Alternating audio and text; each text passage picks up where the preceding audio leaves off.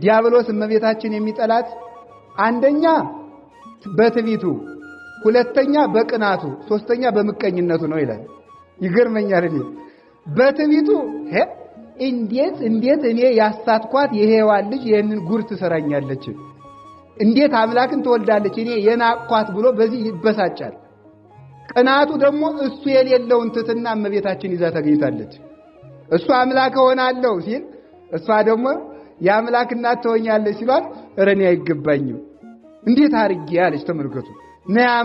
ነያመቱ ለእግዚአብሔር ኋላም ቢሆን የእግዚአብሔር ባሪያው ገረዱ ነኝ እናቱ ላይ ለማለት እንኳን ያልደፈረች ፍጹም ትሕት ናት እሷ ፍጹም። ስለዚህ እሱ የሌለውን ትሕትና ይዛ ቢያት ቀና። ስለሚቀናሳ የቀና ሰው ቀንቶ አይቀርም። እስመ ቅናት ትበልዖሙ ለልበ ብዙኃን በመዓት። ቅናት ውስጥን የሚያቃጥል እሳት ስለሆነ ቀንቶባት አይቀርም፣ ይመቀኛታል። እንዳትመሰገን ምስጋናዋን ያሰናክላል።